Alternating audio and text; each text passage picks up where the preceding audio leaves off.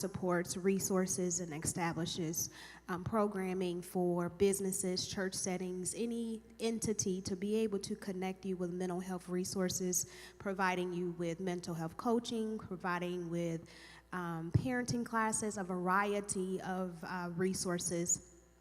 And we just try to work together with entities to be able to put the tools into your hands to be able to have the opportunity to grow mentally and emotionally well. And so today our assignment is to talk to our leaders that are here today about being whole leaders, again, prioritizing mental and emotional wellness. So, church leaders, we are called to shepherd God's people with wisdom, compassion, and strength. Yet there are far too many leaders neglect their own mental and emotional well-being, believing that spiritual devotion alone is something that can sustain us. And I think that during the days of COVID, we began to see the uprise and the severity of mental health with our leaders. Many of our leaders really struggled during COVID, whether you are, I want to classify, when I say leaders, I'm not just talking about pastors. We're also talking about Sunday school directors. We're talking about youth directors. We're talking about the missionary leader. Anyone that hold a leadership position in the church. Because we work together as a team, one thing I recognize is that we have to know that pastors don't do it alone. They can't do it alone. And so with that, alongside of the ministers, the elders, the associate pastors, alongside the first lady, we work together with our husbands to be able to help carry out the vision. My first scripture reference I want to bring up is in the Amplified Version, and that's 3 John chapter 1, verse 2, and it simply says, "Beloved, I pray that in every way you may succeed and that you may prosper and be in good health physically, just as I know you're so proper spiritually." And so God is not just a God that is concerned just about your spiritual relationship with him. He is totally concerned about the whole person. God cares for the whole person, and in order for effective ministry to flow, it has to come from someone that's whole and that is healthy. So our leaders in the church, we have to take a moment to pay attention to our mental and our emotional wellness, because we have to be sure that as we are leading, that we are leading in a healthy state to be able to give the people of God exactly what they need in their most vulnerable times. So why should we prioritize mental and emotional wellness? Ministry is extremely demanding. It is one of the highest demanding jobs that one can have. Ministry is extremely demanding. It's demanding on you spiritually, on you emotionally, and on you mentally. So it takes toll on the three primary parts of you as it comes to how demanding it is. Oftentimes, we are faced with emotional fatigue, which can weaken our vision as leaders. If we are emotionally fatigued, we are not as sharp or as quick in our gifting, and it can weaken our vision. It can weaken our creativity. It can even weaken the relationships that we have with the people that are in the church, okay? And it also can weaken your joy. When you're emotional and your mental health wellness is not as sharp as it could be, you're not happy. You know, you can walk around every day, you can come into the church every week, and you could pretend that you're happy, but you are not actually happy.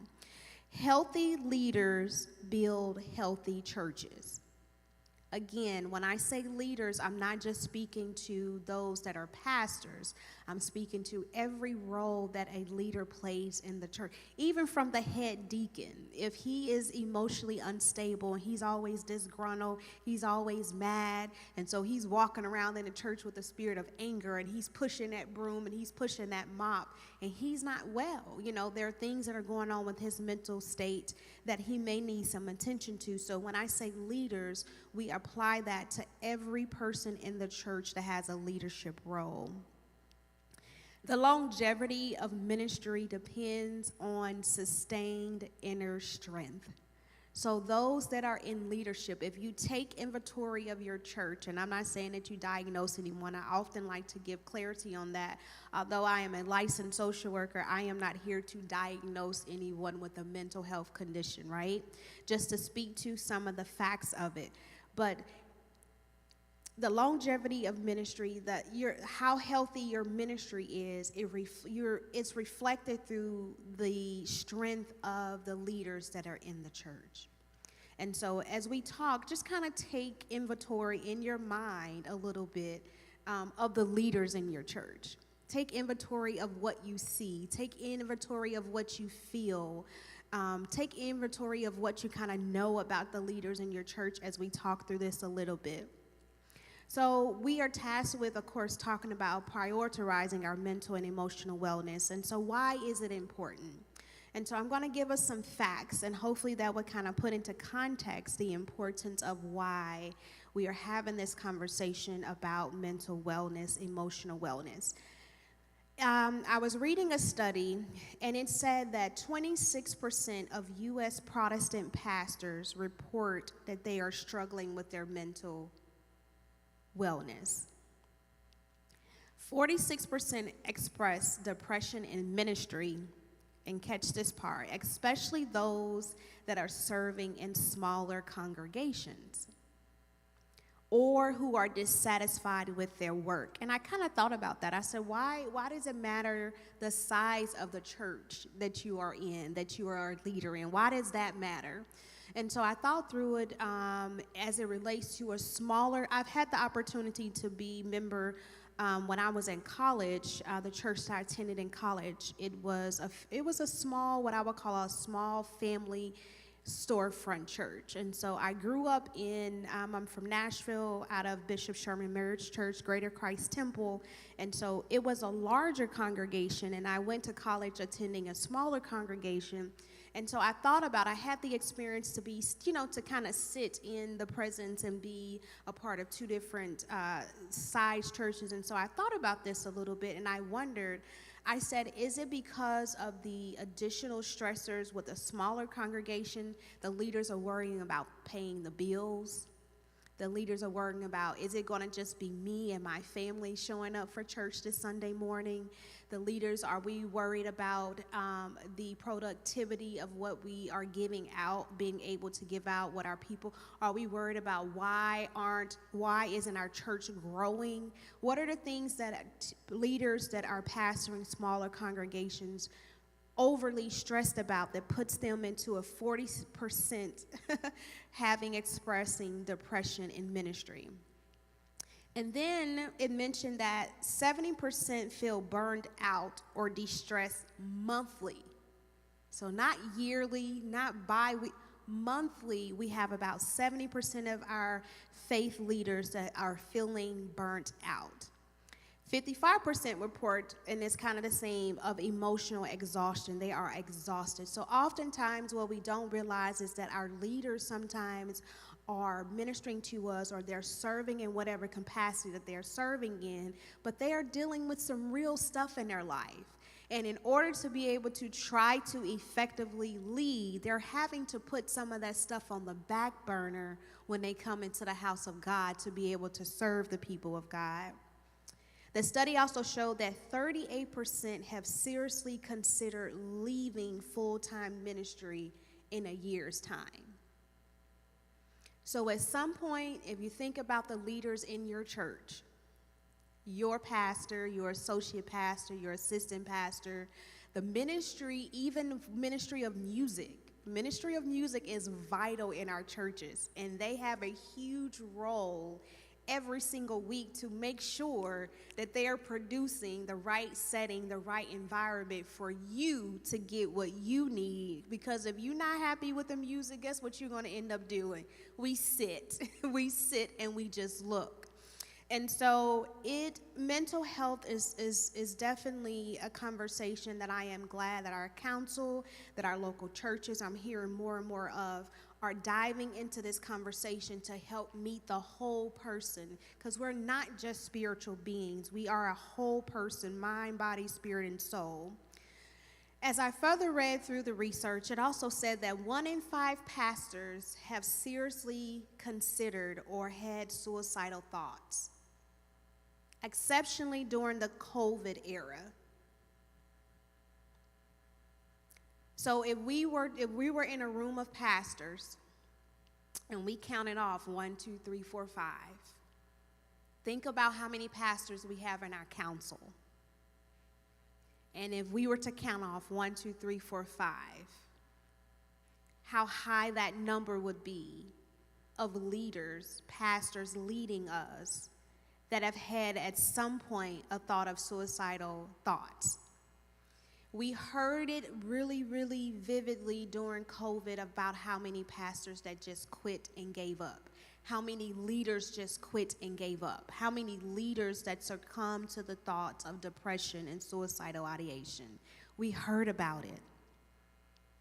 So with that being said, it's a troubling number to hear 1 in 5 pastors experiencing this. And so it's essential that we pause and we take time to figure out how we can nurture our leaders. Again, when I say leaders, anyone that is in a leadership role that's in our church. It's important that we pause to try to look at more than just what they are providing or servicing us with from week to week when it comes to leading in the church. So why do the numbers matter? The numbers matter because they represent real, faithful leaders that are struggling in silence. We have leaders in our church that are dealing with bipolar, with schizophrenia, with eating disorders. We have severely depressed leaders in our churches that are dealing with trauma from their childhood that has never been addressed, but then they show up every single week. We show up, let me not just say they, because I see leaders here in the room. We show up every single week and we are struggling in silence. And so we as a church, we have to continue to have this conversation so that we can ensure that we are meeting the need of our leaders as well. Leaders have needs that they need to be met as well. So we come in, some of what we call our lay members, which are members that do not necessarily have a position in the church, but they are still very vital because they show up every week and they participate in their tithes, their offering, their timing, and all of that. That some come and are working every single week and they are dying on the inside. It's important because the need for change and care is urgent for our leaders in the church. Leaders are not immune just because they are leaders. That doesn't mean that they are immune from the mental health stigma.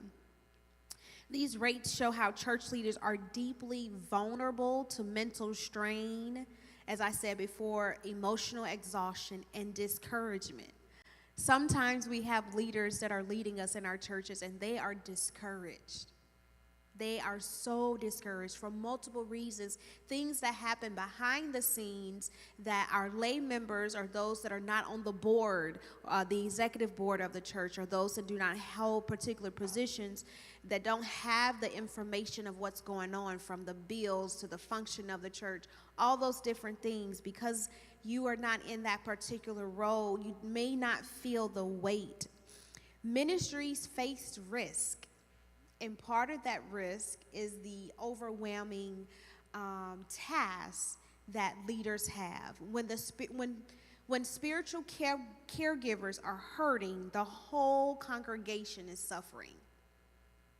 Our leaders in the church, our pastors in the church, they are our spiritual caregivers.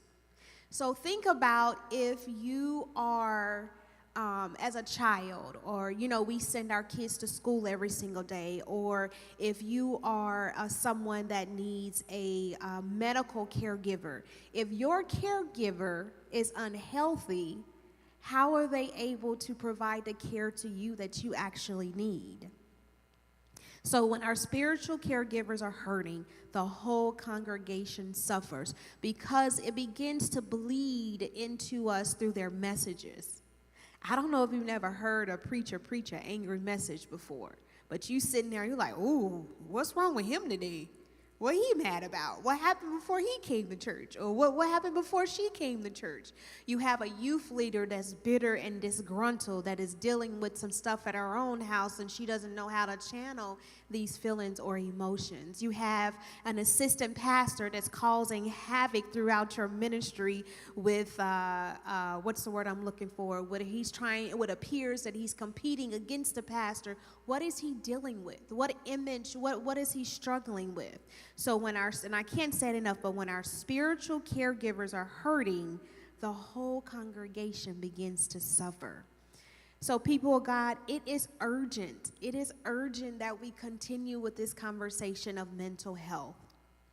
The data strongly supports the need to prioritize mental and emotional wellness among our leadership. One thing we talk about in our circle of counselors is that you cannot pour from an empty cup. So if you are a leader in the church, if you are coming to service, if you're functioning and operating empty, you're doing yourself and the people of God a disservice. When you are driving your vehicle, there is an indicator for your gas to let you know when it's time to fill up. And if your indicator is on E, is on empty, it's time for you to fill up, or guess what? That car is going to stop right where you are. You can't move forward. So in order to be an effective leader, in order to be able to move forward in our ministries, we have to ensure that our cups are full. And we'll talk more about how we fill our cups as leaders. So the question is, what is whole leadership? What does whole leadership looks like? What is that? When a leader is whole, that means that person is leading from a place of spiritual vitality and mental clarity. Okay? Now, I'm not saying that means that, because unfortunately, we have leaders that are diagnosed with mental health disorders, right? That doesn't mean that leaders cannot serve because they have a mental health diagnosis, right? But we have leaders that have mental illness that is untreated, which causes them to struggle in their assignment as a leader. So what I'm saying is that, and we even have some leaders that are not diagnosed, but they don't realize that, I have the thoughts of harming myself. I don't want to live today. Well, why not? We have the thoughts of sleeping, not wanting to groom ourselves. We're dealing with depression and don't really know what that looks like. Why not? And so some of the mental illness that that some leaders are struggling with is not actually diagnosed because we're not going to get ourselves checked out.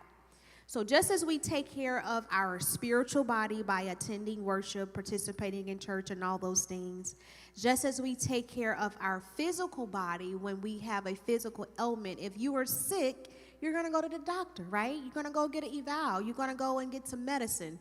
We have to take care of our mental and our emotional state just as we take care of our spiritual and our physical. So a whole leader looks like someone that has self-awareness. He or she is aware of what's going on with them. Someone that has sustainable rhythm. I don't know if you've heard that terminology before, but sustainable rhythm basically means that you're balanced, you're grounded. You have the ability to serve in the church, work your secular job. You have the ability to be a husband or wife to your family, or single, however you are, to take care of your children, to know how to have fun, to have hobbies. You are balanced. You have a rhythm. You have a stable rhythm in life, back and forth. You know how to maintain and handle that. A whole leader also is rooted in spirituality. This is probably going to sound a little crazy, but we have some leaders that are not spiritual until they get a mic in their hand. Everything that happens before they get a mic in their hand is completely carnal. They don't have an in-depth relationship with God until they get a mic in their hand, right? And so it becomes a performance. It becomes a moment of, I'm here today to perform because I can type out a sermon, I can research a sermon, or if you are over the Christian education department, you are an educator by nature, so you have the ability to implement curriculum, but are you rooted in your spiritual relationship with God?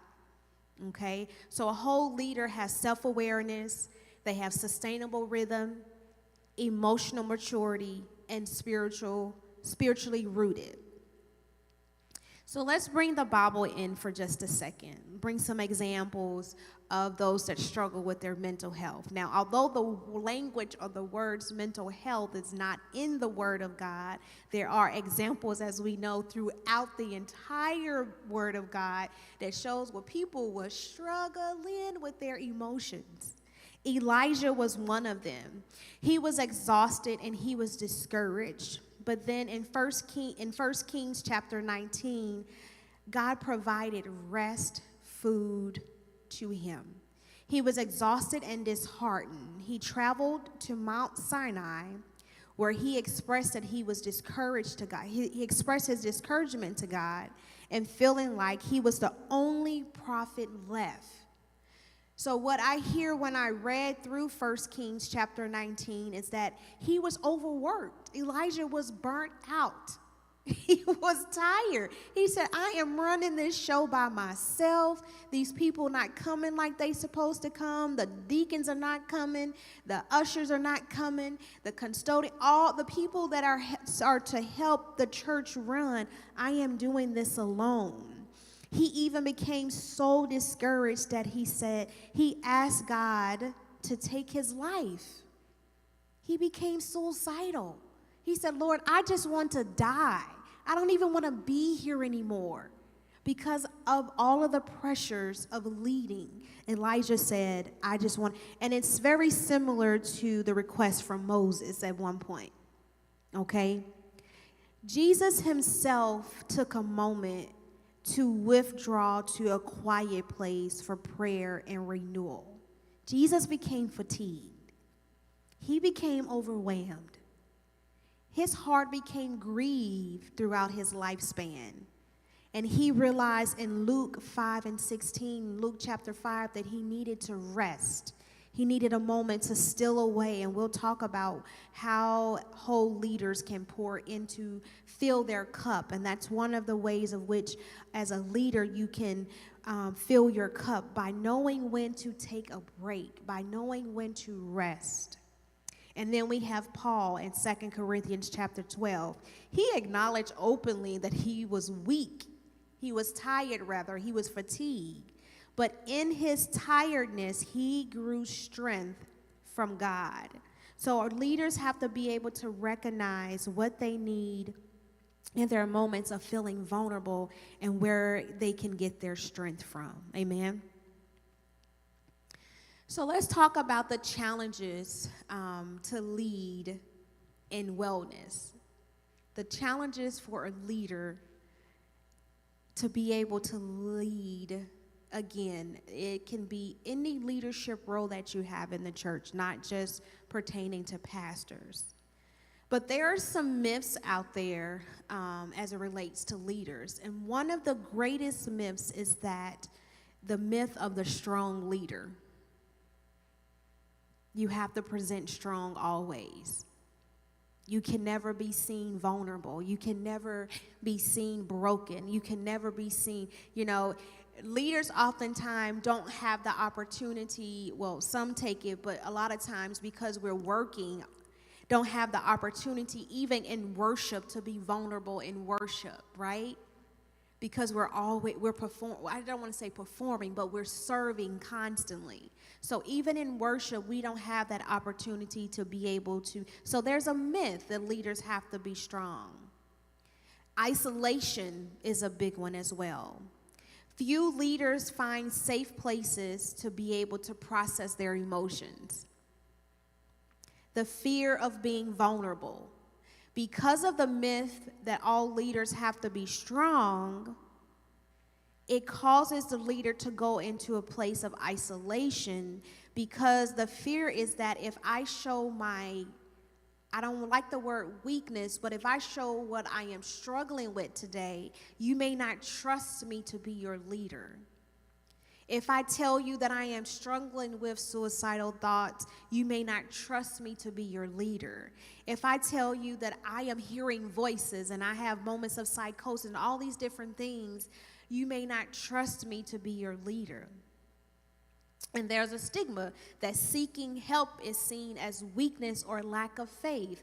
Over the years, and I thank God that we have progressed in our churches, in the church arena, in the church world, but back, years ago, there was a stigma that if you needed mental health help, that you had a lack of faith, or that you were possessed with something, that you were possessed with a demon or something of that nature.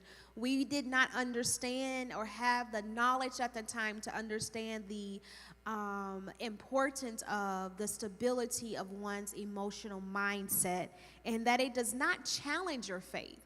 God has created doctors, lawyers, those in those occupations to be able to help us along this journey of mental wellness. And lastly, the other challenge is that leaders are overworked, blurred boundaries between ministry and life. So some of the challenges that leaders have is their inability to be able to balance, as I talked about before, having the sustainable rhythm. They struggle with being able to be balanced with ministry and life. And if there are any questions that come as I'm chatting, just feel free to kind of let me know you have a question. But for our leaders, I want us to be able to, we talked about self-awareness, and sometimes self-awareness is hard to have when you don't understand what's going on with yourself, right? So a part of that is just to give you a couple signs of when, as a leader, you might be in that gray area of needing some additional support. That is constant fatigue, if you're irritable or anxious. Some examples of having loss of joy or compassion. I don't know if you've had these experiences before, but throughout my journey of being a leader, my compassion has kind of dwindled just a little bit. I've had moments of like, they may come and share what so-and-so happened to so-and-so. I'm like, oh, okay. Thank you for the information. How would you like for me to, what do you need from me? How can I help with that? Well, so-and-so didn't show up today, so we may need, okay, so, it was a place of lack of compassion. I was just like, okay, all right. However, what we need to do next, you can find, and so that can be an indicator that somewhere emotionally you don't have the balance that you're needing as you're going through your assignment. Another sign of it is relational tension. By that, I mean, is your assignment, your leadership role challenging your marriage? Is it creating discontent in your marriage, right? What about your children? Are you neglecting your children for ministry? Okay, so we can think about that for a second.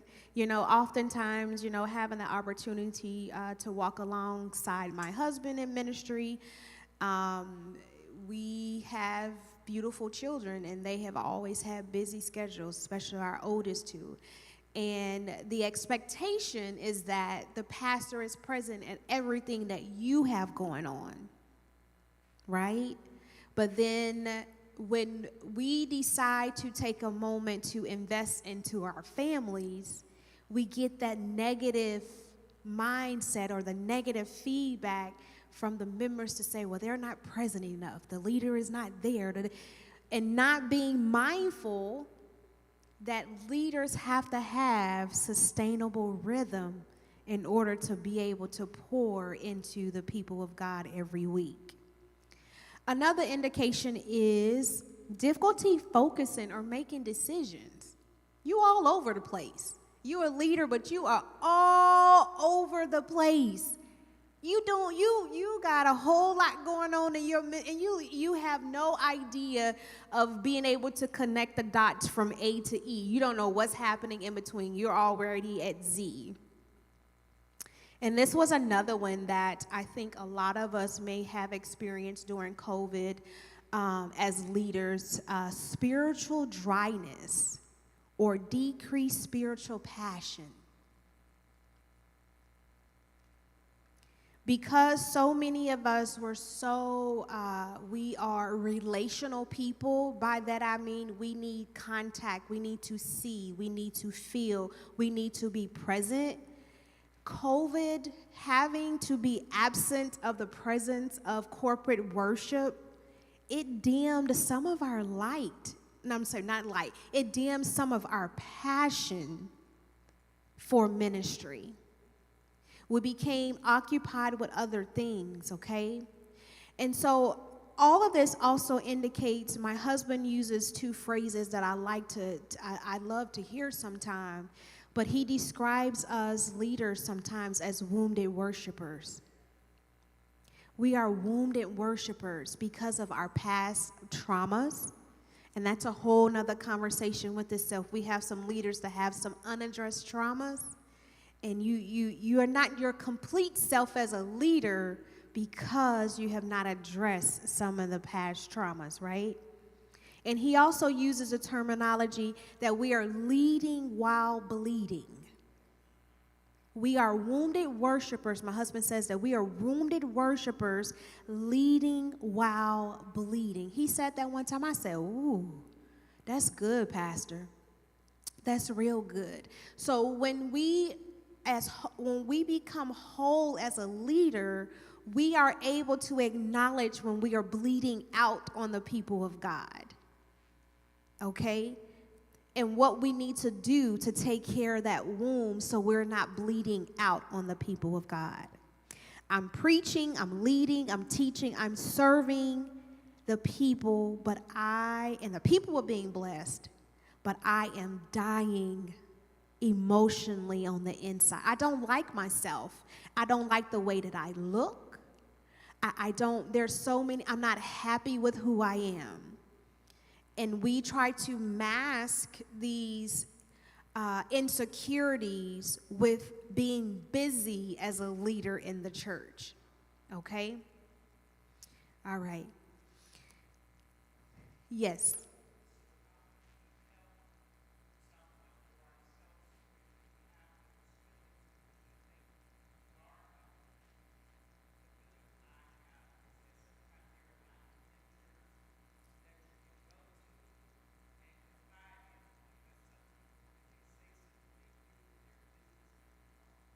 Yeah. Yeah.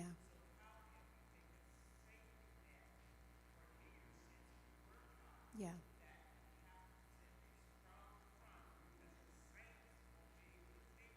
Yeah. Yeah. So the question is, how do we receive the help as a leader when we are in that state of being vulnerable? I'm going to honestly suggest you get therapy outside of the church. As a clinical provider myself, I realize that there are things that I can disclose in therapy, or my clients can disclose to me in therapy in a private setting, that they can't share with someone that they fellowship with every single week. Okay? And so that's it's unfortunate that we do have people that will take, even preachers that preaching the gospel, that's preaching to us every Sunday. We have some pastors, you can confide in them and you will hear it across the pulpit. And you're like, what? And then there's some things that God gives them as a blanket conversation because he feels the spirit, or she feels the spirit of what's happening in their congregation. So we have to be mindful that we're not too sensitive to where we assume that the leader is sharing our private conversations, okay? And sometimes God speaks to them, okay? So I urge encourage people of God outside of your spiritual counseling or guidance. We don't necessarily want to use the word counseling because they are liabilities, but spiritual guidance from a spiritual leader, that you find you a therapist. They have faith-based therapists that you can talk to that understands the Bible, that can put it with our textbook that we use as therapists, if that answers that question. So let's talk about what is mental and emotional wellness. What does that look like? So mental wellness is defined as the ability to process information, make decisions, and solve problems. You're balanced. You have clarity of thought. You're able to make conscious decisions. Because another thing, I want to speak to altar workers. Your ministry is vital as an altar worker, right? Because if you're standing up here as an altar worker and someone comes to you and says, I need prayer because my uncle did A, B, and C to me last night, and I am afraid to say something, okay? If you, as a child and even as an adult, were violated in that same way, that can be a trigger for you. And as you're praying for that person, you may not be able to handle that, because your own trauma has been unaddressed. So you may not be able to remove your thoughts and or feelings of your own personal stuff to help this person get what they need. There are also things that as people come to the altar that they may share with us, that we may say to them, can you go sit to the side because I want to pair you with our pastor or someone else. I want to give you a number so that we can follow up with you, because people disclose some heavy stuff at altar call. So we as whole leaders that are operating as altar workers, we have to be able to discern, right, what or how to respond to that person at that call for prayer. Does that make sense? Okay. Having emotional wellness is the ability to handle stress, to develop resilience and express your feelings appropriately. We got some mad leaders out here in these streets, y'all. There are some angry leaders in the church, right? And they do not know how to express that. They in board meetings pushing over tables, and we have some angry leaders. So with self-awareness as leaders, you're able to govern over your emotional state to know how to handle. Because church people, we rough. We can make and push buttons. Oh my goodness, right? Okay. So what does mental and emotional wellness look like? What does it look like when I am a whole leader? That means I have the ability to think clearly. I have emotional regulation. When I say emotional regulation, I know how to handle when I am upset, when I am sad, I know how to handle my emotions when something is uncomfortable for me that happens in the church. I'm not starting discord because I'm upset about what happened during the women's conference. All right, because Sister Patty decided that she wanted to go off the program. And, we can go on and on and on about those examples. When I am emotionally and mentally well, I have relational connectiveness. So I have healthy relationships with those that I love. My children, my spouse, my mom, my dad. I'm able to have healthy relationships. And I have spiritual vitality. I have balance in my spiritual walk, okay? We're almost through this. We have been, I don't want to say we just now are, but we have been in a season of where we need to shift our culture in leadership. And by that, I mean that we have to get to a place of whole leaders, where leaders are healed, not just from physical wounds, but from the emotional turmoil. We have some people that literally are bipolar, that are psychotic, that are struggle with even autism. Let's talk about that in the church. High functioning autism. Okay, it looks like a person is unorganized or hypervigilant, or they always want control, but that leader could actually have high functioning autism. So things have to be a particular way or it triggers them, right? We have beautiful people that come into our worship settings every single week that have mental disabilities to the capacity of which they may be mentally mental retardation. There is a variety, but they want to function in the church. So us as leaders, what do? How do we embrace diversity in the church, right? That's a whole nother conversation. How do we, because we kind of assume that those are in leadership look a particular way.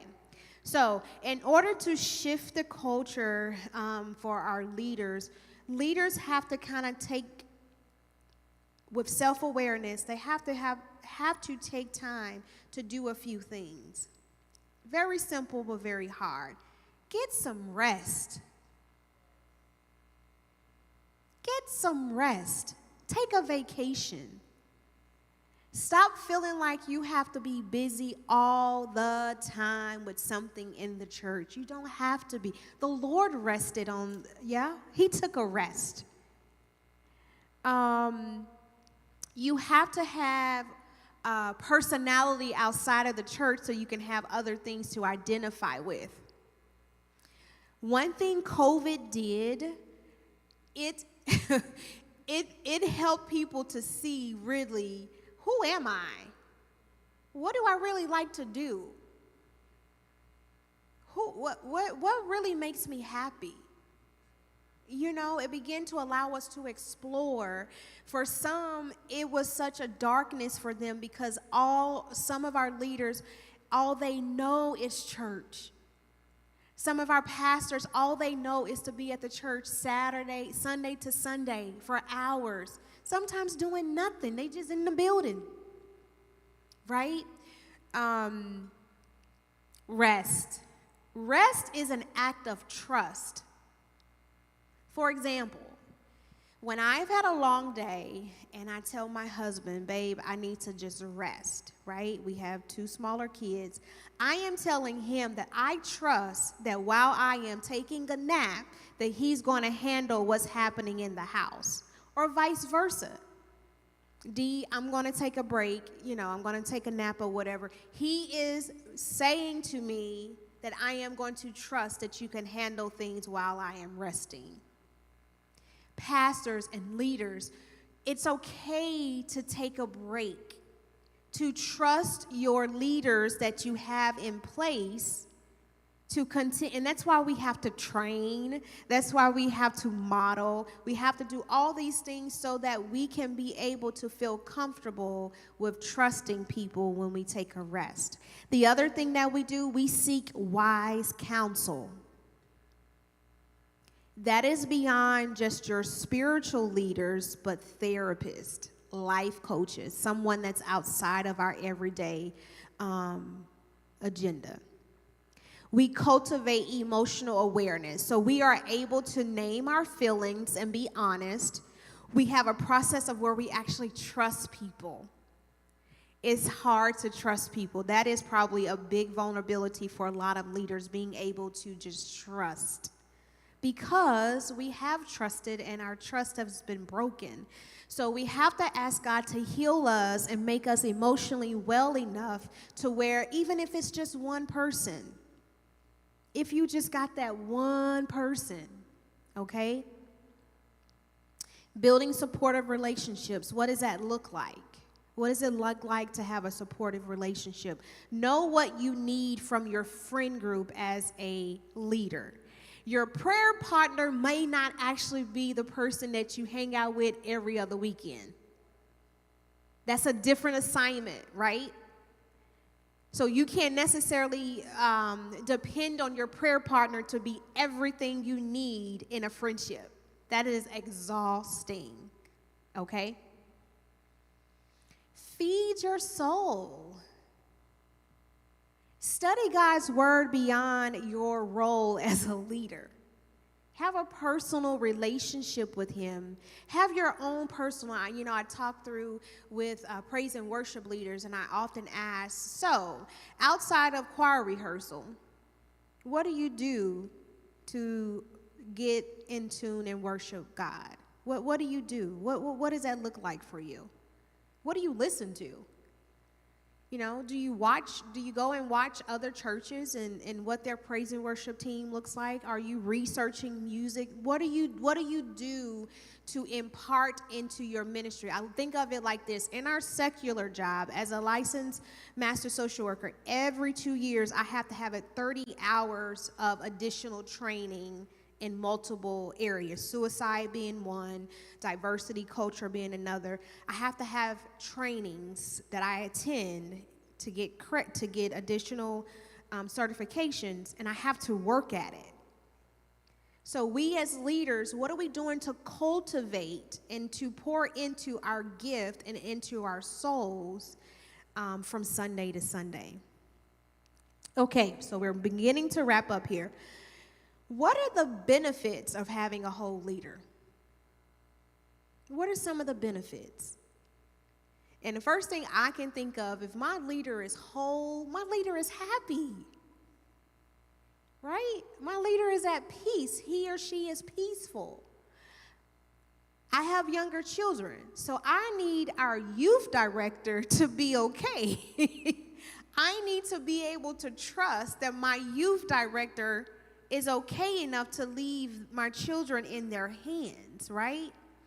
And so with that, the benefits of being whole in your mental and your emotional state is that there's clarity and wisdom in decisions. Because we as leaders, what we choose to do, it impacts the church. Discernment is essential as a leader in the church. Essential. It allows one to have deeper empathy for others. Catch this one. It allows our preachers to be stronger with more authentic preaching. We have so many superficial, surface preachers that are just Googling messages that everybody can go and find. But when you are whole emotionally and mentally, you're taking the time to do the work, right? Okay?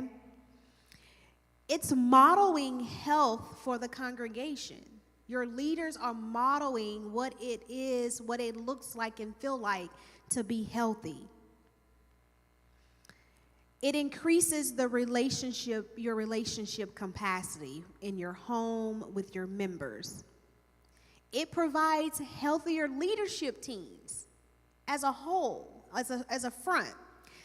Congregations are more open to wholeness themselves. So if we as leaders are presenting our best self, then as preachers and pastors and ministers, assistants, pastors, all those things, our congregation can feel that, y'all, the congregation can feel when the leaders are off.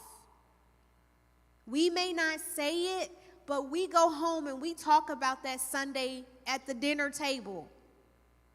We can see when the pastor and the praise and worship leader are not on the same page, when the musician and the praise and worship leaders are not on the same page, when the hospitality committee and the ushers are not on the same. It trickles down. You can see it. You can feel it. So it provides us the ability to be whole in our congregations to understand it. And lastly, it provides sustainable long-term ministry impact. It makes people want to keep coming. It makes people proud to be a member of Greater Pentecostal Temple, Victorious Life Church, ACG. It makes you proud to be a member of the church that you are a part of. So if we have emotional and mentally healthy leaders, that allows us to have a healthier legacy. So when we think about, we've seen it more now than we have before, where founding pastors or those that have been afforded the opportunity to have the baton are passing the baton. They're passing it on. We are seeing it more now where older pastors are retiring and they're being mindful of what they need. So it allows, if our forefather if he or she is healthy, then as they pass that baton, it allows for a healthier legacy. I don't know about you, but I want to be a part of greatness in everything that I do, right? I am grateful enough to say that my husband and I, with Greater Pentecostal Temple, we have and are part of an amazing, healthy legacy. And how do we continue that is what we are talking through. So when leaders are healthy, churches are more resilient, ministries become more joyful, people feel safe, members feel safe, okay? And they feel seen. So you, as leaders, you can either lead from overflow or overwork. I want my leaders to lead from a place of overflow in every aspect of their lives. I don't want you to feel overworked, because if you're feeling overworked, there's something that I am not doing, right? That's another conversation as well. Remember that mental and emotional wellness is a part of worship. It's a part of worship. God desires for us to be whole in all things. Romans 12:2 says, "And be not conformed to this world, but be ye transformed by the renewing of your mind, that ye may prove what is that good and acceptable and perfect will of God." So hearing the key words in this scripture are transformed, renewing, mind, perfect, and the will of God. So it is the perfect will of God that our minds are renewed and in good health. His will is that you have perfect peace, that your mental stability, your emotional wellness, that you have perfect peace. Isaiah 26:3. And in my closing, I just want our leaders, my prayer for our leaders is that you are able to lead from fullness and not emptiness. You cannot come and give from like I said earlier, pour from an empty cup. Okay, so be mindful of that. That you rest as deeply or as often as you work. So rest as hard as you work. That the Lord heals and strengthens what is causing you to draw weary in your secret place. We have leaders that I said before that are dealing and struggling with things in silence. And my prayer is that the Lord heals that secret thing that you're struggling with your emotional state. May we have whole leaders for the whole church to the glory of God. Because if we have whole leaders, then we're able to have whole ministries. Amen. Amen. And again, I am grateful for this time to be able to just touch on the topic very briefly of mental and emotional wellness. I think that during COVID, we definitely had the opportunity to see preachers and leaders leading or preaching to empty pews, working hard every week to keep us entertained, to keep our hearts encouraged. And they were hurting. During that time period, you had pastors that were having to eulogize probably more people than they had to in their entire career. And I don't think we realize the impact of grief that pastors have to encounter, because they have to continue to try to lead while they're grieving. And because pastors establish and leaders establish relationships with our congregations, those are people that they also lost, right? So a grief for the immediate family, I don't think we realize that it is an immediate loss to our leaders as well. And so I just pray that as we continue to move forward, our council is doing an amazing job with wanting to address mental health, that we continue to pour into ourselves so that we can pour out from an empty cup.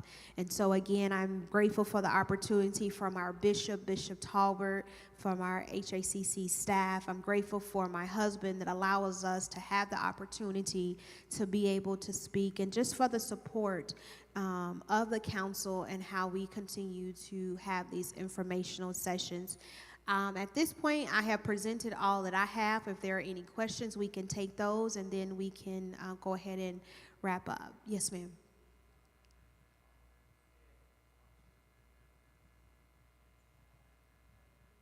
Say it again. Oh, the health of the church, the health of the leaders, the longevity in our ministries, the healthier, and it's going to sound redundant, but that's just what we're talking about. Our leaders being emotionally and mentally whole will allow for us to have longevity in our ministries, because people understand and people see. We have to understand that we have educated members in our congregation, right? So because we have members that are educated in our congregation, they know what's happening.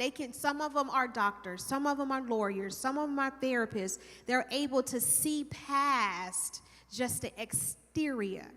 And that sometimes, when a leader is not whole and they're dealing with what they're dealing with, that can discourage our members from continuing in our ministry. And it can cause something to fold up. We got some pastors out here that's making some bloopers, and man, it's causing some doors to close as leaders. And some of that is because of the undiagnosed mental health that they have, the unaddressed traumas that they have. And so they're trying to figure out how to find their spiritual rhythm, sustainable rhythm as they lead. So hope that answers the question. Yes, ma'am.